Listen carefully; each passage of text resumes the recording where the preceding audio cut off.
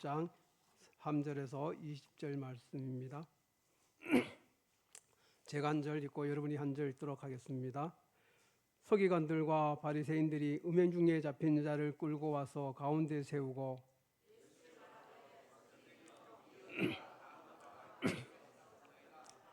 모세는 율법에 이러한 여자를 돌로 치라 명하였거니와 선생은 어떻게 말하겠나이까?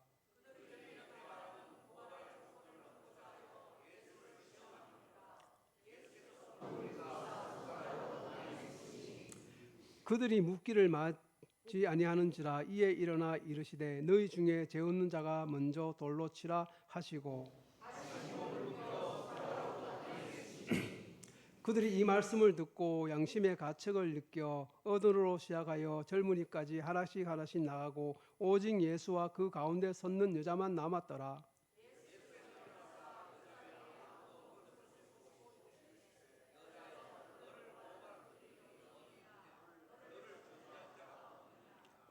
대답하되 주여 없나이다. 예수께서 이르시되 나도 너를 정죄하지 아니하노니 가서 다시는 죄를 범하지 말라 하시니라.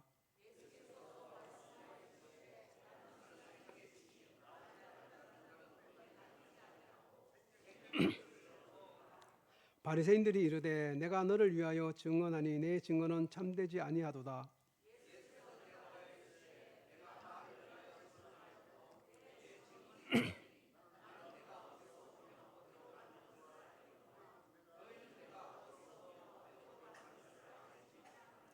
너희는 육체를 따라 판단하나 나는 아무도 판단하지 아니하노라.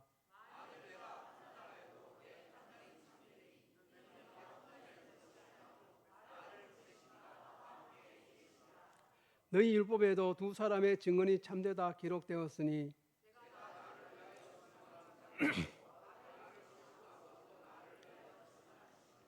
이에 그들이 묻되 내 아버지가 어디 있느냐? 예수께서 대답하시되 너희는 나를 알지 못하고 내 아버지도 알지 못하는도다. 나를 알았더라면 내 아버지도 알았으리라. 이 말씀은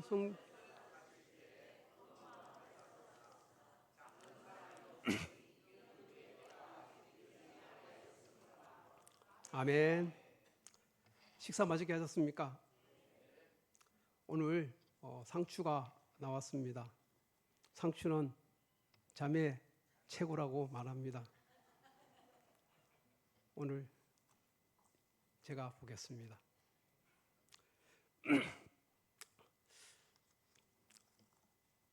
여러분들은 이 말씀을 잘 알고 계실 줄 믿습니다. 많은 사람들이 예수님이 과연 땅에다가 무엇을 쓰셨을까? 여러분들은 고민해 보셨습니까? 땅이 얼마나 넓었는지는 알지 못합니다. 그리고 그 땅에 무슨 글을 썼는지 알지 못합니다. 그런데 우리가 생각할 때에 유대인 글씨가 그렇게 호락호락하지 않아요. 빼쭉 한글로 써야 잘 나타나든지 아니면 아주 큰 걸로 써야 잘 나타날지, 그냥 손가락으로 써가지고 쓰다 보면 글씨가 뭉그러지고 하면은 알아보기가 쉽지 않을 것 같은데 거기 있는 사람들은 그 글을 알아보았던 것 같습니다. 그렇다면 이 글이 길었을까요? 짧았을까요? 그렇겠죠. 네, 오늘 이 말씀이 중요한 건 아니지만 제가 한번 이 말씀이 뭘까를 한번 유추를 해 보았습니다. 혹시 이 제가 말하는 게 맞다면 여러분들 마음에 새기시기를 바랍니다. 여러분 8장 앞에 보면은 7장에 대제사장들과 바리새인들이 예수님을 잡아오라고 명령을 했습니다. 그런데 사람들이 잡아오지를 못했어요. 7장 44절에 보면은 그 중에는 그를 잡고자 하는 자들도 있었으나 손을 대는 자가 없었더라라고 말하고요.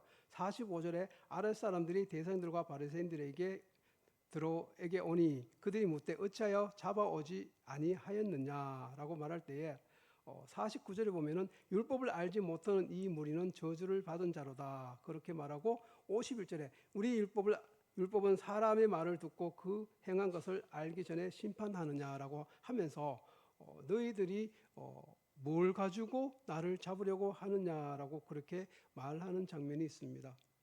바리새인들과 서기관들은 어떻게 해서든지 예수님을 잡아 넣으려고 올무를 만드는 그런 사람들이었습니다. 이렇게도 잘 안 되고 저렇게도 안 됐습니다. 그래서 오늘 현장에서 잡힌 간음한 여자를 데리고 왔습니다. 모세의 율법에 돌로 치라고 했는데 예수님은 어떻게 할 겁니까? 라고 물으면서 시작하고 있습니다. 여러분들, 우리가 잘 아는 바리새인과 서기관들은 어떤 사람들입니까? 마태복음에 보면 이런 말씀이 있습니다.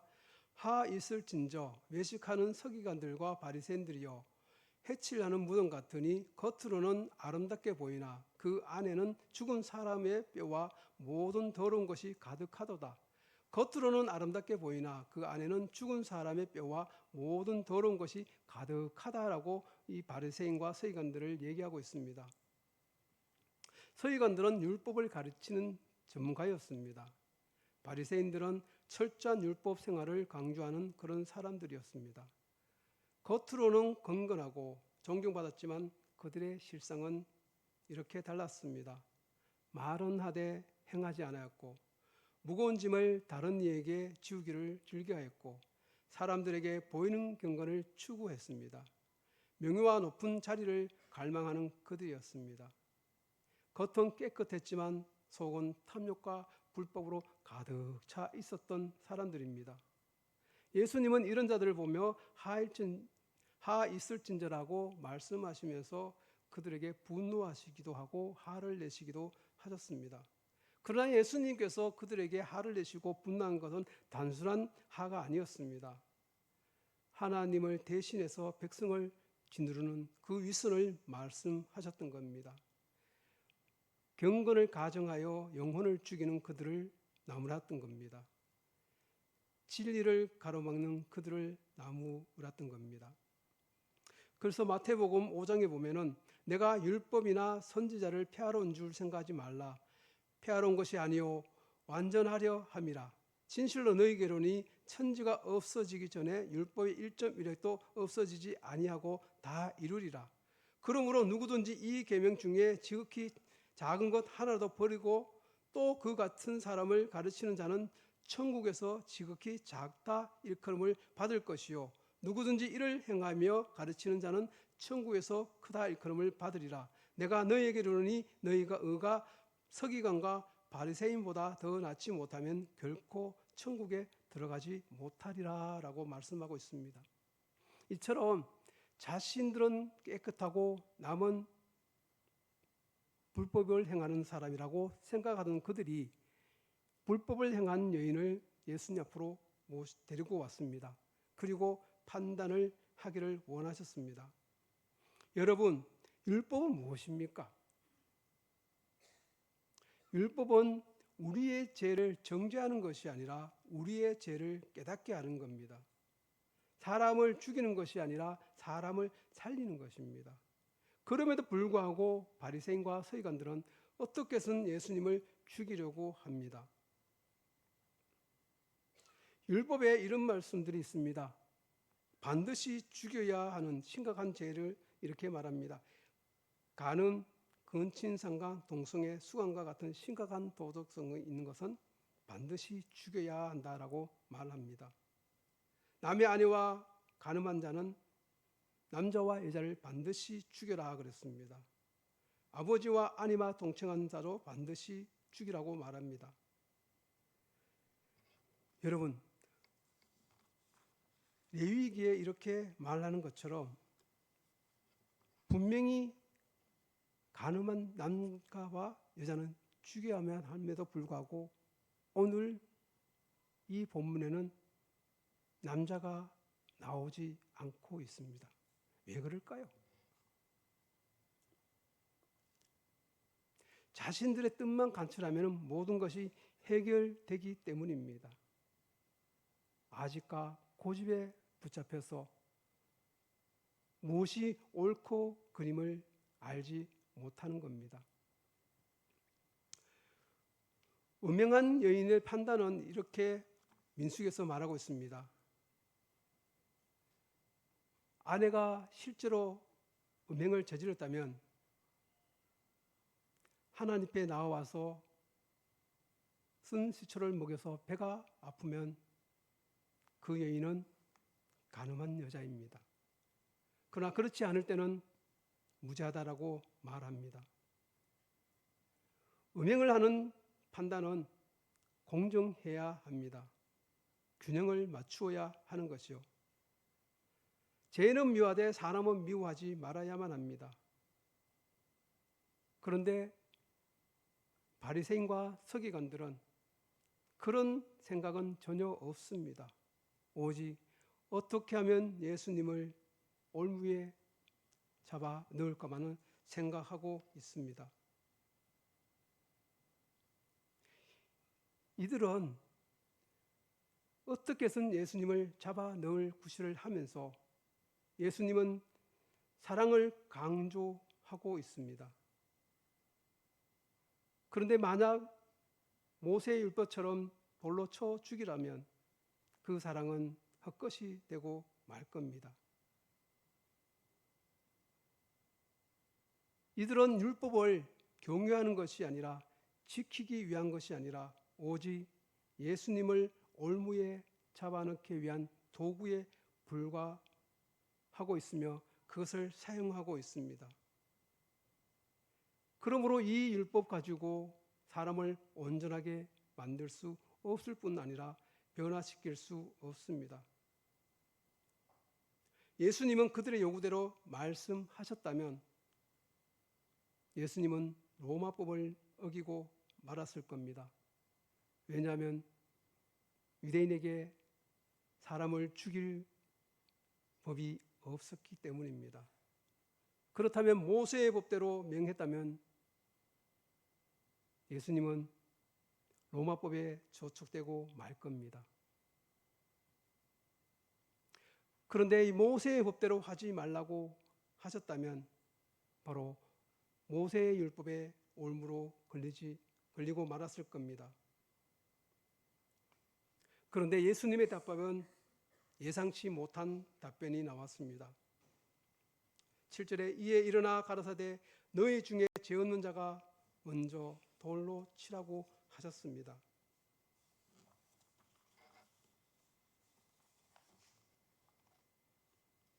저희가 이 말씀을 듣고 양심의 가책을 내서 어른으로부터 시작해서 젊은이까지 모두 나가고 그 가운데 여자와 예수님만 남게 되었습니다. 과연 무엇을 썼기에 이들이 양심의 가책을 느껴서 스스로가 죄가 있다라고 생각하며 나아갔을까요? 그렇게 당당하던 그들이 어떤 말씀을 하셨기에 과연 그들이 스스로가 물러났을까요? 자기 자신의 죄를 돌아보고 양심의 가책을 느껴 자기 스스로가 죄인임을 깨닫게 되었을까요?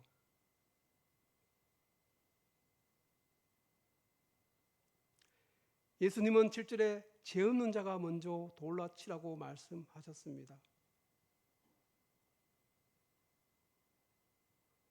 오늘 우리의 모습을 돌아보게 됩니다. 과연 나는 이 바리새인과 서기관들과 다른 존재인가? 저는 묵상을 하면서 저는 결코 이들과 다르지 않다라고 말할 수밖에 없습니다. 판단하고 정죄하고 뒷담화하고 어떻게 해서는 깔가 내리려고 하고 그런 모습이 저의 모습이었습니다.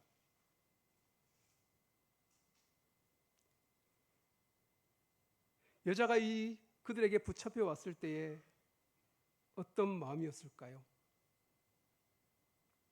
수치심과 죽음에 이르고 싶은 살 소망이 없는 그런 상태가 아니었을까요?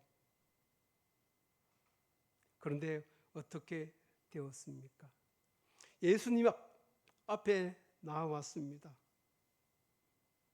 죽기는커녕 오히려 그 여인은 살았습니다. 사람들이 음행한 이 여인을 율법으로 죽이려 하였지만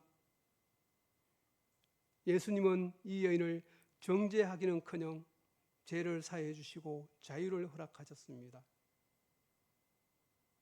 그러나 오늘 우리의 모습을 돌아보시기 바랍니다. 우리 죄를 대신해서 십자가에 달려 돌아가신 그 예수님이 우리를 죄에서 자유시켜 주셨는데 우리는 어떻게 살아가고 있습니까? 우리가 바로 지금 음행한 이 여인과 다를 게 무엇이 있을까요? 우리의 영적인 상태가, 우리의 삶 자체가 지금 이 여인과 별반 다르지 않다라는 겁니다. 지금은 우리가 심판에서 벗어날 수 있을지 모르지만 마지막 그때에 예수님이 우리에게 물을 것입니다. 어떻게 살았느냐고, 내가 말을 할 때에 어떤 마음으로 지키고 살았냐고, 우리의 영적인 모습이 지금 음행과 함께 나도 모르게 살아가고 있지는 않습니까? 이 여인에게 했던 것처럼 나도 너를 정죄하지 않는다, 그렇게 말하고 있지는 않습니까? 다시는 가서 다른 죄를 짓지 말라라고 말하고 있습니다. 그럼에도 불구하고 우리는 하루하루를 살아가면서 영적인 음행을 나도 모르게 짓고 있습니다.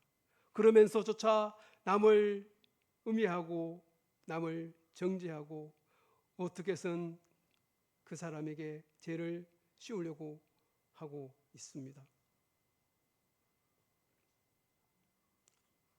사람들이 이 자리를 끌고 왔지만 예수님 앞에 왔을 때 그 여인은 자유의 몸을 되었습니다. 다시는 죄를 범치 말라 예수님께서 말씀하셨습니다. 그 말씀을 받은 이 여인은 다시는 그 하나님, 예수님이 싫어하시는 일을 하지 않았을 것입니다. 이제 우리도 영적인 음행에서 벗어나야 할 때가 아닌가 싶습니다. 12절에 예수께서 또 이르러 가라사대 나는 세상의 빛이니 나를 따르는 자는 어둠에 다니지 아니하고 생명의 빛을 얻으리라. 주님을 따르는 자는 어둠에 다니지 않고 생명의 빛을 다녀야 합니다. 생명을 알게 하는 분, 영원히 사는 그 빛은 예수님밖에 없습니다. 예수님만이 참빛이고 그 빛을 따라가는 우리는 예수님 안에서 살아가는 존재입니다. 하나님의 형상으로 지음받은 우리가 우리의 죄 때문에 겉으로 드러나지 못할 그때에 예수님께서 우리를 찾아오셔서 우리를 죄에서 해방시켜 주셨습니다. 유대 중개자들은 가늠한 여자를 어떻게 해서든 물고 늘어져서 예수님을 올무에 넣으려고 하였지만 예수님은 그들의 말에 넘어가지 아니하셨습니다. 죄 지은 우리가 어떻게 사람을 심판할 것이며 어떻게 그들을 정죄할 수 있겠습니까? 그럼에도 불구하고 우리는 정죄하려고 하고 죄를 묻으려고 합니다. 하나님을 알지 못하는 자들은 자신이 죄인인 줄 알지 못합니다. 그러나 하나님을 알고 있는 우리는 우리의 죄가 얼마나 크고 얼마나 갚을 수 없는 그런 죄인지 잘 알고 있습니다. 그러므로 우리는 바리새인과 서기관을 욕할 것이 아니라 내 자신은 어떻게 살고 있는지를 돌아보아야 합니다. 예수님이 이렇게 말씀하십니다. 외식하는 자여, 먼저 내 눈 속에 들보를 빼어라. 그 위에 밝히 보고 형제의 눈 속에서 티를 빼라라고 말씀하고 있습니다. 저는 예수님이 쓰신 글이 바로 이 글이 아닌가 한 번 더 생각해 보았습니다. 내 눈 속에 있는 티는 보지 않고 남의 것만 바라보는 내 자신. 그들은 자신이 죄인인지 알지 못했기에 그 여인을 잡아와서 예수님을 올무에 빠뜨리려고 했지만, 너 자신의 눈 속에 있는 들보, 죄를 먼저 생각한 후에 너희들이 죄가 없다고 생각하면 이 여인을 돌로 치라고 말했던 것입니다. 예수님께서 이렇게 말합니다. 예수께서 가라사대 나도 너를 정죄하지 아니하노니 가서 다시는 죄를 범치 말라 하시리라. 율법은 죄를 범한 자를 심판하기 위해서가 아니라 그 죄를 알고 돌아오게 하기 위한 것입니다. 율법을 어겼다고 무조건 돌로 치는 것이 아니라 그를 용서하고 새 삶을 살 수 있도록 인도하는 것입니다. 나도 너를 정죄하지 않는다고 말씀하십니다. 누가 누구를 심판할 것입니까? 세상에 어떤 사람이 심판을 할 수 있겠습니까? 오직 예수님밖에 없음을 아시기 바랍니다. 그러나 이 율법이 그대로 끝나는 것이 아니란 것을 여러분 기억하십시오. 예수님이 누구 때문에 돌에 맞으셨습니까? 바로 이 음행한 여인을 대신해서 돌에 맞아 십자가에 달려 돌아가셨습니다. 우리 자신을 위해서, 우리를 위해서 십자가에 달려 돌아가셨습니다. 간음한 여인보다 더 악독한 우리가 여기에 있습니다. 바로 간음한 여인은 바로 저희들입니다. 서기관과 바리새인이 바로 저희들입니다. 예수님의 은혜 안에서 새 삶을 살고 있음에도 불구하고 그 은혜를 잊어먹고 날마다 예수님보다 세상을 사랑하는 그 음행의 죄를 살아가고 있습니다. 바로 이 모습을 버리지 못하고 끝까지 손에 잡고 가고 있습니다. 이 여인은 다시는 동일한 죄, 세상의 죄를 짓지 아니하였지만 겉모습은 번지르하고 모든 것을 다 갖추었다고 생각하는 저희들은 아직도 이 음행에 벗어나지 못하고 있습니다. 예수님의 그 십자가 은혜, 우리의 죄를 대신해서 맞으신 그 돌, 그것을 생각할 때에 우리는 모든 것을 이길 수 있을 것입니다. 주님이 우리를 대신해서 죽으셨던 그 아픔을 기억한다면 우리는 다시는 동일한 예수님을 잊어버리는 음행을 짓지 않을 것입니다. 예수님께서 취하신 방법은 율법을 재해석하는 것도 아니었습니다. 여자를 보호하는 것도 아니었습니다. 단지 그들의 양심을 되찾게 해 주시는 것이었습니다. 우리 원래의 모습, 하나님이 우리를 창조하실 때 그 모습 그대로를 우리에게 보여주신 것입니다. 우리가 얼마나 죄악이 많고 더러운 존재임을 예수님은 모르지 않습니다. 그럼에도 불구하고 우리를 대신해서 십자가에 달려 돌아가셨습니다. 그분은 참빛이시고 창조의 근원이시며 우리의 존재의 가치인 것입니다. 예수님을 통해서 우리는 이 모든 것을 넉넉히 이겨 나아갈 수 있습니다. 내 죄를 사하오느니 내 죄를 다시는 묻지 않으시는 그 예수님의 그 사랑을 다시 한번 기억하시면서 이제 우리가 세상에 나아갔을 때에 예수님의 사랑을, 예수님의 마음을 전하는 우리가 되기를 소망합니다. 남을 정죄하기보다는 그를 세워주고 그를 심판하기보다는 그를 감싸주는 우리가 되기를 소망합니다. 기도하겠습니다. 사랑이 많으신 아버지 하나님 감사합니다.